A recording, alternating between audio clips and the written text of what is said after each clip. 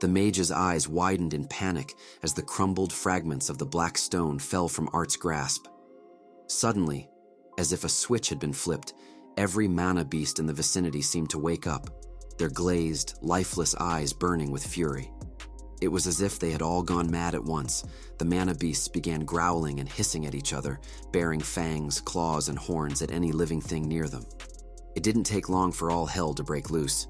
Beasts pounced on one another, without even a semblance of sanity. They leaped at Art with reckless abandon, though they were so wild that few made it to him. Anytime two beasts collided, they fell into manic battles, tearing each other to shreds. Drawing the two swords he had received from Senior Flamesworth, Art became a flurry of blades, cutting down the mana beasts that reached him until a mound of bloody carcasses piled beneath his feet. Despite the massacre that befell those who came close, the mana beasts continued to attack, throwing their lives away as if possessed. "Arthur, I can't hold on anymore." Sylvie's strained voice echoed in his mind. Art turned back just in time to see the iron hyrax break free, its eyes locked onto him as it pawed the ground, preparing to charge. However, Art noticed a subtle difference in the mammoth beast's behavior. Its glare still radiated rage, but the fact that it didn't hurl itself directly at him suggested some level of calculation, or at least control, that the lesser beasts lacked. It seemed to be studying him, waiting for a reaction to its aggression. Art, however, was slightly preoccupied with the endless tide of mana beasts determined to tear him limb from limb. "Enough!" he roared, releasing every ounce of murderous intent he had built up throughout the battle. To the naked eye, nothing seemed to change, but anyone with even an ounce of perception could feel it. Even the deranged beasts froze, trembling. This may not have worked while they were in their stupor, but now instinct and self-preservation took over. Some of the weaker creatures collapsed entirely, while the others recoiled, unwilling to approach. With a little space to breathe, Art stepped toward the mammoth beast. A path opened in his wake. The mana beasts simply could not bear to be too close. Art locked eyes with the colossal S-class monster, pouring every ounce of his killing intent into the stare. Primitive as it might have been, like flexing muscles to intimidate an opponent, it worked. The massive beast broke eye contact, its body slackening. With a mournful bellow, it turned and fled, trampling smaller mana beasts beneath its bulk. "It's been a while since I've felt you unleash your intent. A good reminder not to tease you too much," Sylvie joked, landing beside him. Art kept his expression deadpan. Seems to only work on the more intelligent and powerful beasts, though. The mana beasts that had been temporarily paralyzed by his intent quickly regained composure, resuming their frenzied battles against each other. Having neutralized the largest threat, Art's attention returned to the Alacrian mage. Bloody and incapacitated, the man was still alive, and strangely, none of the surrounding beasts dared to approach him. Clearly, it wasn't out of pity or loyalty. "Now," Art peered down at the terrified mage. "I wonder how you're still alive." Sylvie craned her neck and sniffed, frowning. "I'm not sure if this has anything to do with it, but there's a rather repulsive stench coming from this human." The Alacrian mage let out a muffled whimper as Sylvie bared her fangs, but there was nothing he could do. Overwhelmed by the dragon's presence, he slipped back into unconsciousness. Art decided to leave him be. He would likely die within minutes, quietly in his sleep. That was more than he'd ever do for the people of Dickathan if given the chance. Art bent down, bringing his enhanced senses closer to the mage's clothes. At first, he detected only the sweat and grime of travel and battle. Narrowing his focus, he sharpened his mana-enhanced olfactory sense while dulling the rest of his senses. There it was, a subtle but repulsive stench, just as Sylvie had described. To a human, it was nearly imperceptible, but to mana beasts, it was overwhelming. The Alacrians must have discovered some kind of elixir or serum that repelled the corrupted creatures. That explained why the beasts avoided him, even in their madness. There was no time to dwell on the discovery. Much work remained to be done.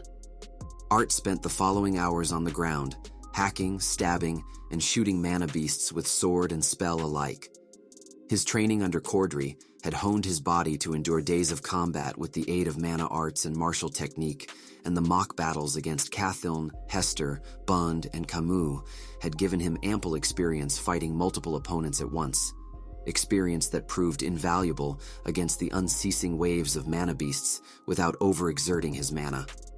Though their purpose of inflicting as much damage on the horde as possible hadn't changed, Art and Sylvie had also spent the time searching for other Alacrian mages.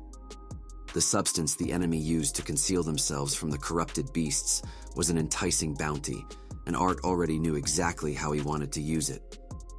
However, even after hours of searching, their efforts were fruitless. The sheer number of mana beasts made it nearly impossible to distinguish even larger mana beasts, let alone a human. "How's everything on your end, Sylvie?" Art asked as he cut down yet another maddened monstrosity. "A bit tired, I'll admit, but I'm fine," she replied, the fatigue clear through their shared emotions. "Tired already." "It's only been like 4 hours of non-stop fighting," Art teased as he plunged Dawn's ballad into the ribcage of a four-armed gorilla-like creature. Of his 3 swords, only Dawn's ballad had held up. The broken blade of the short sword was lodged somewhere in the skull of a boarish beast, and the long sword had grown dull enough to be mistaken for a training blade. "The wall is getting closer, Arthur. The conjurers and archers will be in range to attack soon. It'll be even harder to find the enemy mages then." "You're right. Once the beast horde reaches the wall and the trap activates, it'll be impossible to find them," Art replied as he slashed through another pack of frenzied canine beasts. "What do you suggest?" Sylvie asked as she fought her way closer to him. "There's no choice but to rely on Realmheart to search for the mages." A moment of silence passed between them as Art felt Sylvie consider her response. "I want to keep your family safe as well, Arthur, but is it wise to deviate from your obligations as a general and a lance? Using Realmheart will take a toll on you, and even then, we risk it being for nothing." Art gritted his teeth and leapt onto Sylvie's back, forcing the memories of his recent battle with his parents to flow into her mind. Sharing the experience that way was far easier than trying to explain it in words. "It's not wise, Sylv. I know that. But please, just for a little bit. I need to tell myself I'm doing everything I can to keep my family safe, and finding this substance might be the key," he thought, his focus sharpening despite the chaos below. Assuming everything went according to plan, parts of the wall and the underground tunnels would have to be sacrificed, but it would give the melee troops a safer fighting ground. Even so, with so many people he cared about involved in the battle, anxiety gnawed at him relentlessly. "I understand," Sylvie conveyed, her wings cutting through the air with immense power. "Besides, who knows what uses Gideon could find for this substance." With a surge of wind, they rocketed upward, darting past flying mana beasts before the creatures could react. Taking a deep breath, Art ignited Sylvia's beast will from deep within his mana core and let its power flow freely out into his body. He felt the physical changes to his body as the warm surge of power filled him from the inside. Long, white bangs obstructed his view, and the runes covering his body and limbs glowed brightly, even through the thick clothes he wore. Then his vision turned to shades of gray, and flecks of colorful light began emerging out of thin air. No matter how many times he used this skill, it was breathtaking every single time. Being able to physically see the very substance that made up all magic in the atmosphere truly made it feel like he had fallen into a magical world. "Focus, Arthur. Can you distinguish any of the Alacrian mages?" Sylvie said with a hint of envy. His bond had yet to grasp this ability, despite breaking out of the seal that her mother had placed on her before birth. "Not really," he replied, narrowing his gaze to try and pinpoint any mana fluctuations that seemed different from the magic that the beasts were able to cast. Sylvie continued flying over the army, avoiding or killing any flying mana beasts that got in her way, while he scoured the horde for any sign of the Alacrian mages hiding amongst it. When Sylvie swerved suddenly to avoid a giant corrupted vulture, Art pulled his gaze from the forces below them for just a moment, and he noticed something odd up toward the Elshire forest. Sylvie, can you take us higher for a minute? Art asked his bond, trying to make out what was happening up north. She let loose a gout of fire which burned through the vulture's wing and sent it tumbling to the ground. They ascended until it was impossible to make out the individual mana beasts below them. But as expansive and threatening as the beast horde appeared, Art's focus was on a much bigger threat. In the distance, he could see mana fluctuations that seemed to be made up of tens of thousands of mages, the Alacrian army. The bright trail of mana snaked through the Elshire forest, right to the heart of Elenoir Kingdom.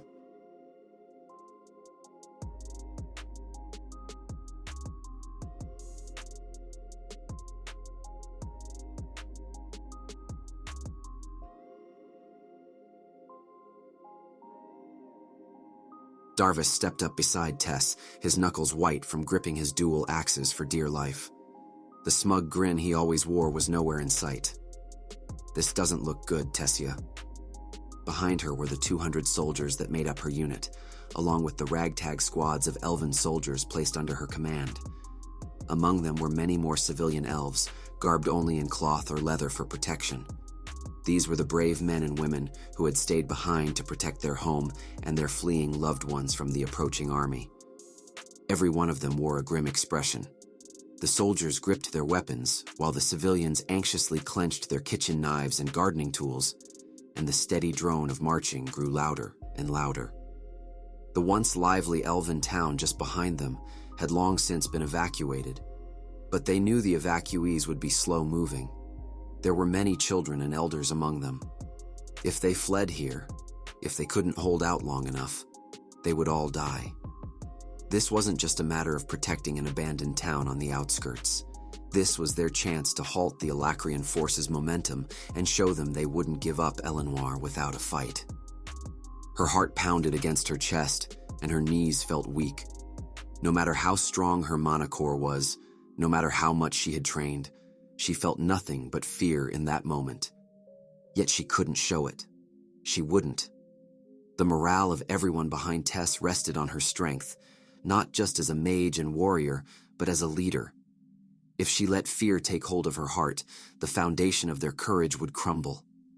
Holding her feelings in, wearing a mask of confidence and strength, such was her burden. She turned to face the small army, unsheathing her sword and conjuring a wind to carry her voice. Projecting a wave of mana to steady herself and display power before her forces, she began to speak. "Behind me, the Alacrian army approaches. Behind you, the children and elderly of this village flee for their lives, forced to abandon their only home. We are the only thing standing between the enemy marching toward us and the slaughter of these innocents." Murmurs of agreement rippled through the crowd. "Though our numbers are few, I am honored to be the first line of defense in the protection of our people, of Elenoir, of Decathan." She waited for the soldiers' shouts to die down, then continued. "Lance Aya is currently leading an army of able-bodied elves to beat back the invaders, but the question before us is," she held up her sword, "will you stand with me? Will you be the shield that protects the defenseless from the blades of our enemies, no matter the odds?" There was a breath of silence, and Tess feared her pounding heart would be heard throughout all of Elenoir. Then a roar of cheers and battle cries erupted through the forest. Korea gave her a reassuring smile, and Darvis nodded grimly, but Stannard fidgeted with his strange weapon, checking it once more to ensure it was ready for combat. At her signal, a defensive line formed around her and the rest of the ranged spellcasters. "Conjurers, archers, ready your weapons!" The foreboding thrump, thrump, thrump, thrump of the Alacrian soldiers' march grew louder and louder through the dense veil of fog and trees between them. Tess pointed her sword forward. "Prepare your attacks."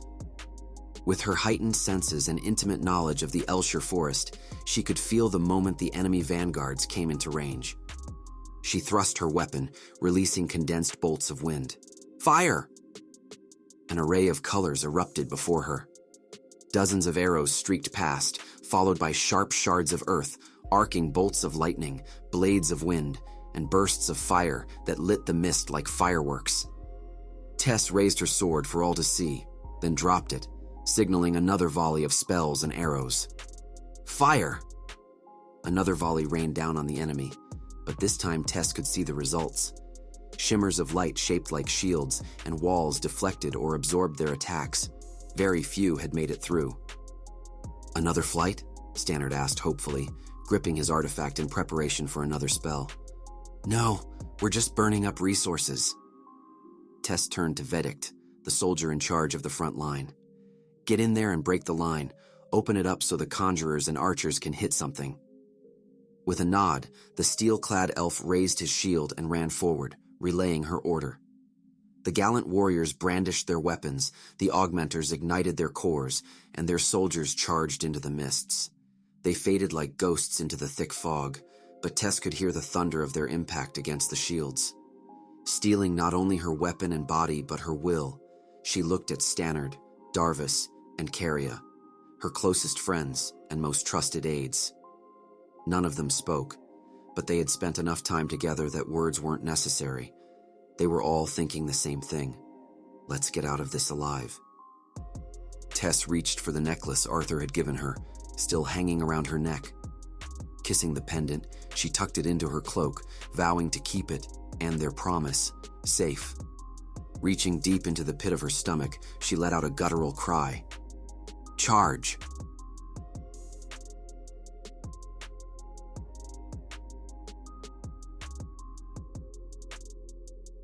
A concerned voice sounded from Albinth's side. He pried his eyes off the beast horde slowly lumbering toward them, obscured by a blanket of dust, and looked down at his assistant. What is it? Cinder, who he had trained and groomed since he was just a kid, pointed down toward his hands. Albinth realized that the reinforced railings, built to keep soldiers from accidentally falling off the top of the wall, had been bent out of shape. Ah. Readjusting his grip, he twisted it back into its proper form before letting go. With a gentle smile, his assistant placed an armored hand on his pauldron. I know it's in your blood to worry and overthink, but look at the mayhem General Arthur is causing to our enemy. All the wall's defenders had gathered to watch the spectacle. With how large the enemy army was, it was not always obvious where the young lance was within that sea of mana beasts, but they could see the changes occurring within their ranks, like nuts and bolts becoming undone, causing the larger pieces to become more unstable. Albinth let out a sharp breath. He knew Cinder was right, but it still pained him to stand there twiddling his thumbs while the lance had been tirelessly fighting for hours. Our time will come. No matter how strong the general is, he is only one man. He will need our support soon, his assistant reassured him. Now please, Captain, straighten your shoulders and don't let the soldiers see you faltering. Since when did you start lecturing me, boy? Albinth teased, smacking Cinder's back and almost sending him over the edge of the wall. The soldiers nearby laughed. Cinder wasn't as amused, but his expression softened after noticing the smiling men and women around them. Albinth continued making his rounds, walking the length of the wall to make sure everything was in place. Not only did it bolster the men's courage to see their captain walking among them, but seeing his men, giving them encouragement, helped him as well. These soldiers, most of whom he had trained, lectured, and fought beside, relied on him, and in this moment, facing an army of beasts much larger than any force seen at the wall before, they needed his presence. Wes, I'm not seeing you shake, am I? He called out to a middle-aged conjurer who gripped his staff as if it were the only thing keeping him on his feet. Patting his shoulder, Albinth gave him a kindly smile. After this fight, let's have your wife make us one of her crumbled pies, right? The conjurer laughed nervously, but his body visibly relaxed. It's just like you to be thinking of food at a time like this, Captain. Very well, Meryl will be delighted to know that you like her pie that much. Albinth winked and continued his stroll. It wasn't much. A wave here, a joke there, making a plan for the future. Anything to get the soldiers' heads out of the dark cloud caused by the looming battle. That's when he saw General Arthur's little sister, Eleanor. The girl was hard to miss with the large mana beast beside her. Stella, the soldier Albinth had assigned to her, was nowhere in sight, replaced by a dark-haired archer with bright eyes. She seemed to be teaching Eleanor the basics of firing from higher ground. "Miss Lewin," Albanth greeted. "What happened to the soldier I had assigned to you?" The girl stiffened into a rather clumsy salute. "Ah, yes. Hello, Captain." "Albanth," he said with a smile, before turning to the woman who was teaching her. "And you are?" The sharp-eyed woman saluted gracefully. "Helen Shard, Captain. My apologies for the confusion. I'm this one's longtime instructor, so I relieved Stella of her duty to watch after my pupil." "I see," Albanth said, relieved that the general's younger sister wasn't the one to shrug off her protector. "In that case, I will leave her in your care." "Yes, sir," she said, brimming with confidence. "Miss Lewin." He turned to face the approaching beast horde, which seemed to grow larger with each passing moment. "Do you still feel up to helping us out even after seeing that?" "Yes." The little girl's expression hardened as she gripped her intricate bow. "My brother is fighting out there with only Sylvie to help him. The least I can do with all the training I've been given is fight and be brave, like him. I can help protect my parents too, who are here as well." She couldn't have been older than 12 or 13, yet here she was, her innocence and youth left behind in the face of death. Albanth wanted to ask whether her parents knew she was here and if they would approve, but it wasn't his place to do so. With a salute to Eleanor and Helen, he turned and spotted a messenger running toward him. The messenger dipped his head before speaking to Albanth, breathing hard. He must have sprinted up every flight of stairs in the wall to reach him. "Senior Captain Trodius has called for a meeting and has requested your presence immediately." "Got it.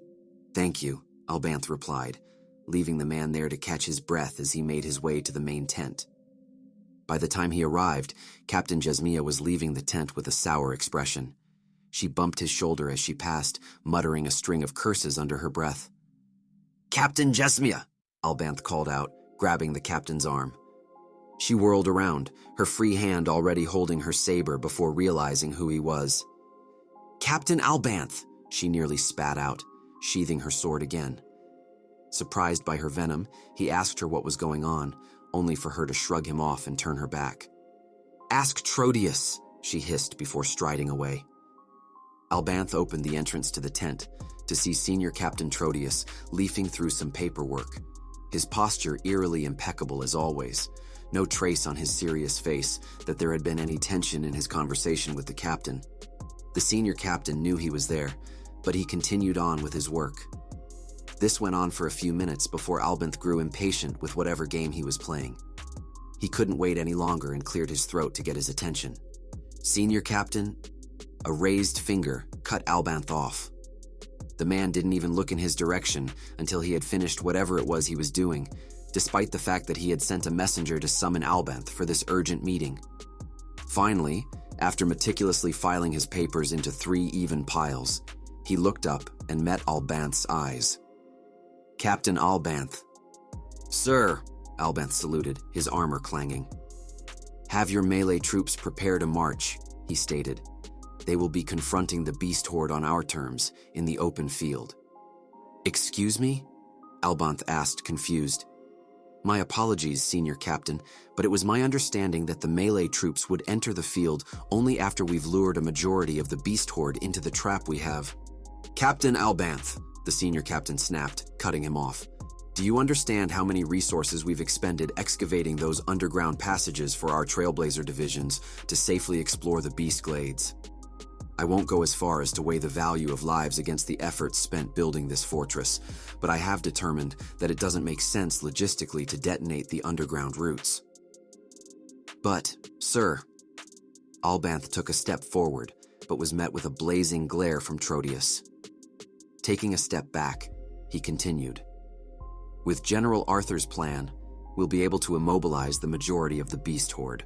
This will give our melee forces a much better chance to... As I have stated before, Captain Albanth, I won't go as far as to weigh the value of lives."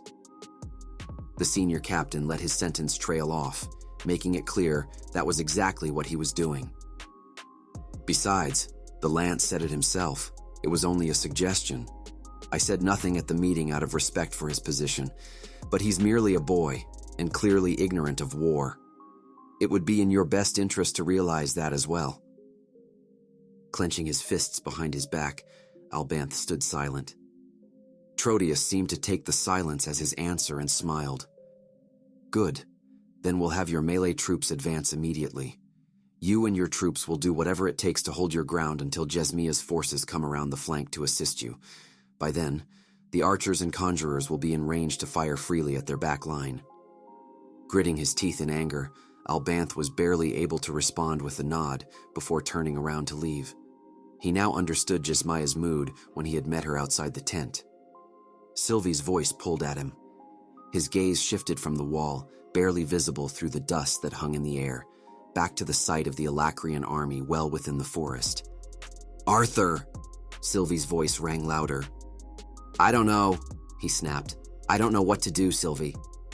His role was to stay here, to help the forces of the wall defeat this beast horde. Even if all of this was nothing but a diversion, his family and the twin horns were still here. What if he left and something happened to them? But then, what if Tess was in danger? With so many elves stationed around Sapin, it would be almost impossible for Elenoir to properly defend itself against an army of that size. "I know it's a hard decision," she responded, her soothing voice calming him slightly. "Rest assured that I will support whatever choice you make." The gears in his mind turned as he debated himself. The Alacrian forces would be at a disadvantage fighting in the Elshire forest because of the fog, but that hadn't stopped them from navigating nearly all the way to the heart of Elenoir, and they outnumbered the elven defenders there by tens of thousands, as far as he could tell. The traps already set at the wall would even the odds between the wall's defenders and the approaching horde, although if he left, was there anyone here capable of taking down the larger S-class mana beasts? He couldn't be sure. Pressed for time as both the beast horde and Alacrian army advanced relentlessly toward their destination, he made his decision. "Sylvie, we're going to Elshire Forest. If you're enjoying this series, please give the video a like. It really helps others discover it. And if you'd like to see more, consider subscribing to the channel. Want the next chapter? Comment next chapter below.